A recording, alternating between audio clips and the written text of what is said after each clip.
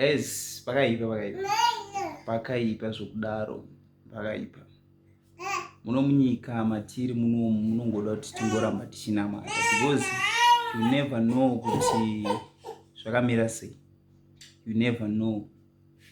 Pandaona video iri ndarwadziwa zvakaomarara. Pane mukomana ari pavidhiyo iyi aenda kwa Prophet Miracle Paul achitotsvakawo rubatsiro. Mukomana uyu aingonyenga mabhebhi achirambwa, achingonyenga achingorambwa. Akazosvika paextend kuona kuti zvinhu izvi zvichiri zvegere, marambirwo anda kuitwa ari egere. So aenda kuna Prophet Miracle Paul. Then Prophet Miracle Paul tinongowaziva nekubetsera vanhu vakawandisa. Millions and millions of vanhu veZimbabwe vari kuenda kuchechi kwaMiracle Paul vachiwana rubatsiro vachibetserwa. So this guy abva asimudziwa akaudziwa nyaya yake inova nyaya inosirisa guys. Handisida kutaura zvakawanda, ndoda kuti munyatsozvionera pavidhiyo irori. So don't forget to like, share, subscribe. I love you guys as usual. Stay blessed. Damzura naro nderekuti ngadatsva nemusikana Anthony Sima. Unogona kupfimba, unopfimba uchita sei? Imbotudza mapfimbiro ako to. Pamwe approach kando ya usina. Zvinoitwa nevamwe ndo zvanongoita. Aiwa, wasiziwa sei ndo zvinoitwa nevamwe. Waziwa sei? Skiri rako ritori bhore kupfimba naye? Ndanga ndichida kuti uwe muchechi ndaona uchitya. Saka zvese zvandanga ndichitaura izvi ndaida kuti umboita settled. Ndaona hana yako ichiti ba. Kaona usina kugadzikana. Munoziva zvinongotyisa kusimudzwa muchechi. Especially kana usati wambosimudzwa chi? Saka munhu akadaro tinomboseka naye, tichiseka naye kusvikira tawe pamwe chete chi naye. Hallelujah. Makanga muchitizei kubva kuguruwe nai mwana wa mai wangu? Palaka guruwe ngogo waigona kutongontora ndotorara nini. Ina mai wangu na baba wangu wakasheka ndiri mudiki. Sandakura nchingetwa na gogo iwavo. Ndatozviona kuti amai na baba wako wakafira munjodzi, handiti? Hongu. Mwari achakukundisa.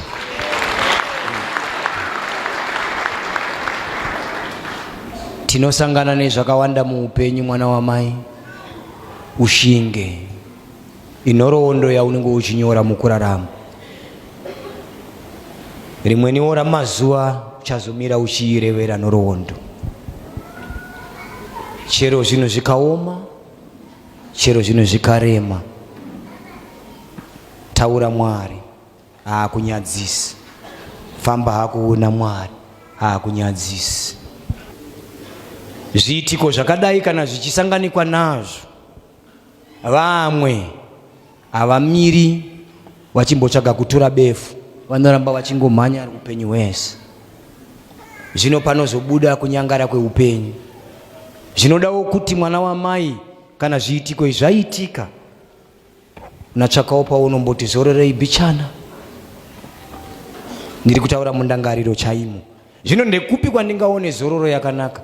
Kukereke chete ndokunowanikwa zororo yakanaka.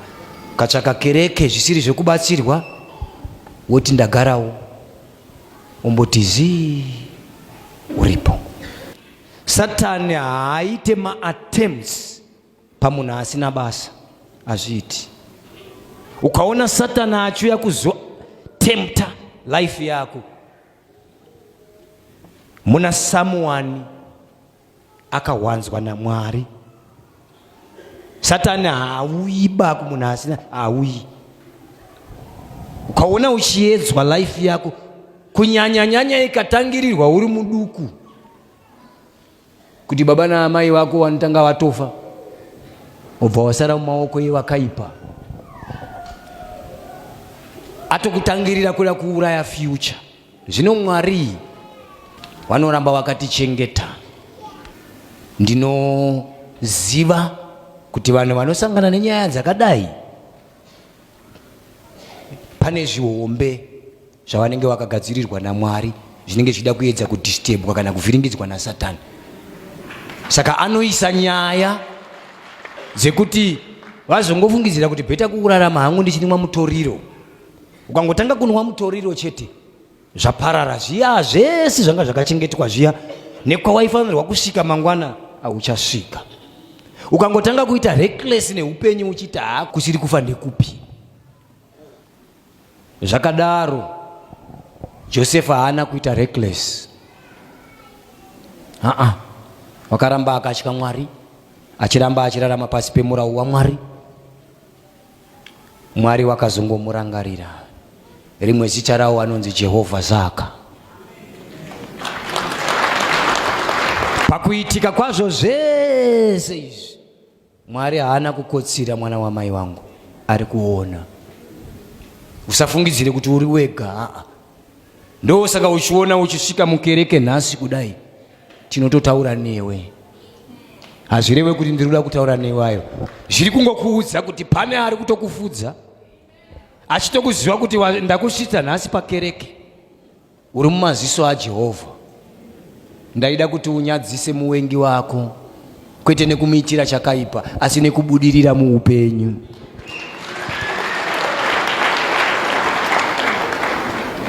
Nembwa baba dzavavengi vedu dzaihukura namazino anenge enjiri, so dzaakutoti tibosi.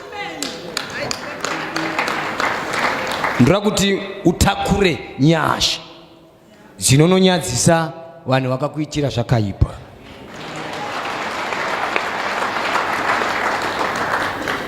Kuti Mwari imi ndibatsirei.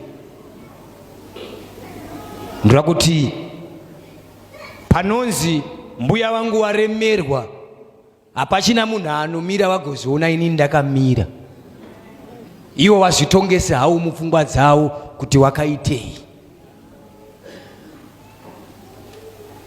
Usafunga hako chimwe chinhu chakaipa. Kugona muwengi is success. That's the best revenge. Ukada kuisa pain kuvanhu vanga vachikuti benzi, vanhu vanga vachikuti pfambi, vanhu vanga vachikuti gororo, vanhu vanga vachikuti haana chaanoita, ukada kuisa pain yeupenyu hwese. Go for success. Succeed in your life. Hallelujah. Wapanzwisisa ka? Wapanzwisisa ka? Kuda kusotesa vanhu vanga vachita handiti tengai mota dzinodhura, komborerwa zvekutenga mota dzinodhura, muchigara dzimba dzakanaka, muchienda zvenyu kunokwira mangamera kunana Dubai uku. Izvozvo chete, izvozvo ndo zvinouraya muwengi wako neBP. Zvimwe zvese zvokuti achazonondiona achazo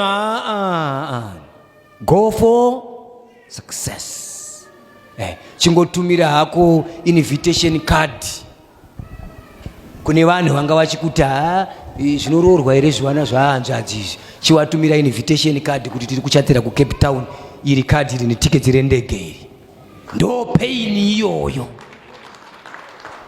Haikona kuda kuswera uchipindura mashoko. Vaya vanga vachikuti uyu haabudirire, haakuite sei, muupenyu. Vanoshedzwa pagraduation, mowapfekedza heti dziya tipfekai. Haikona kuwatiza varoi kana magraduate avashedzei. Uyai mowapfekedza heti dzenyu dziya ndimaita hatidi. Ndo pain iyoyo.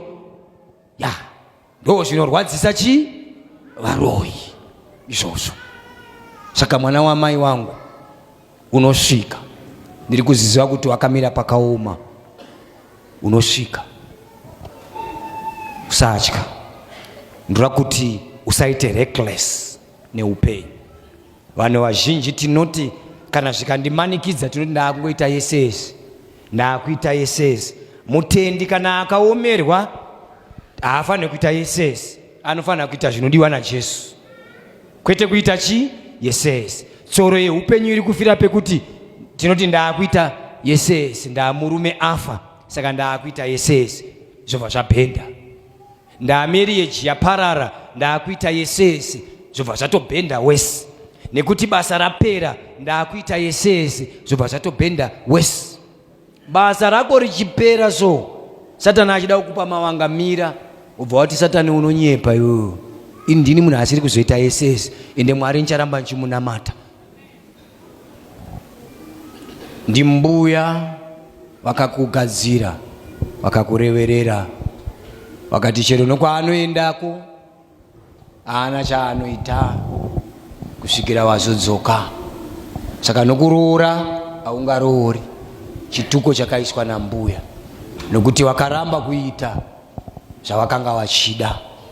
Zvino ini nhasi handina hangu nhoroondo, ndoda kungobvisa hangu chituko chakaiswa naambuya.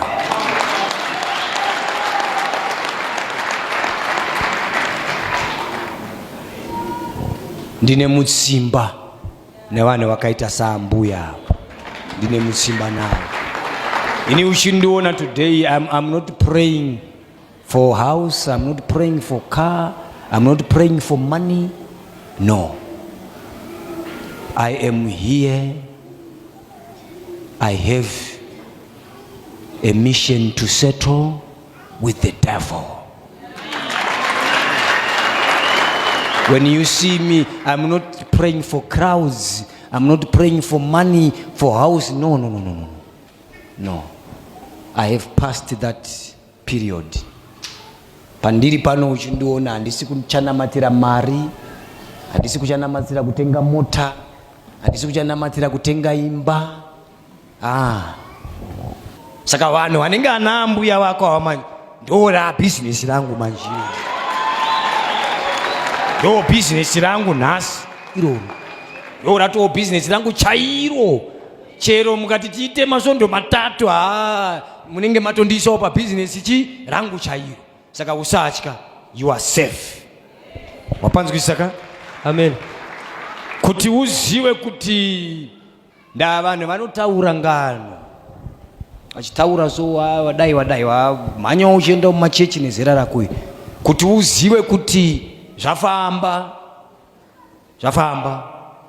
kuti uziwe kuti zvafamba, uchaona zvichaitika mangwana na 2:30. Asi upenyu manje hausi pawasikana chinun'una changu. Ndati inini toda kutanga taita success first. Kwa wakanyanya kuwanza effort uku akusiriko. Wapaona ka? Kwa wakanyanya kuwanza kuti handino baby tiri kuda kuti kwatakabva kuya wanyatsoona kuti mukomana uyu kauyu takarasa chipo. Vanhu vanofanira kuti takarasa chii? Nekuti hazvifanirwe kuita mwana wamai kuti ndinobva pamusha. Una makore mangani wabva kumusha? Saizvizvi ndani about 10 years. Pasina baba munini, baba mukuru azombotiwo nai mwana ari kupi, kana tete nai mwana ari kupi. Vanhu vongokusiya uchingoita yaurikuita, pamwe unoraramira uri kuhama dzaamai, asi kuhama yababa koshayikwawo munhu mumwe. Tine mwana akasiyiwa apa, wakangobva kumusha akaenda, uri kupiwo? Ndiani ari kuzivawo kune mwana? Uri kuraramawo sei? Covid yakauya ikapfuura, mwana mupenyu here? Vanhu vese ava, vese ivavo vanofanirwa kunyadziswa kana Mwari azobudikira. Saka kuna vanhu munoziva maisa chibage, masaga echibage pamota, mobva maisawo saga ramakoko enzungu, moona pavhiyu mira chati pu. Imi moziva kuti chisaga chamakoko ichi unomira chatorasika chega chaita zvakadii. Asi kukadona chisaga chechibage unobata emergency brakes papi, kunonga chibage changu ndichidii. Zvakadaro so mwana waamai, kuti mune dzimwe dzenguva tinoita kunge masaga emakoko mudzimuri umu. Kana ndikadona hapana anonditarisawo nekuti vanoti wanga utori mutoro, siyai zvakadaro ikoko. Asi vachanyara. Ndakaona Mwari achinyadzisa. Mwari ndakamuona achidii. Nherera inokura nerera inodii inokura norerwa ikakura na Mwari ikatozowa chishamiso. Ngatinyengeterei nomukomana. Tinonamata muzita renyu Mwari wa masimba Ishe Jesu Kristu. Ndinonamata muzuva ranhasi Mwari, miko yakambata, miko yakambata, miko yakambata ngaisunungurwe, miko yakambata ngaisunungurwe, ngaisunungurwe, miko yakambata ngaisunungurwe, ngaisunungurwe, ngaisunungurwe, ngaisunungurwe. Nasi kurota achiitwa murume kwaguma nezita raJesu. Jambwa remhaka dzaasina kupara kwagumiswa nezita raJesu. Mwari, ndinoda kuti mumusimudzire kune zvaanoita, mumuwane Mwari. Ndinoziva kuti mukamutarisa zvinoenda mberi. Nerera irerei Mwari, uye ndinongomupawo zodzo.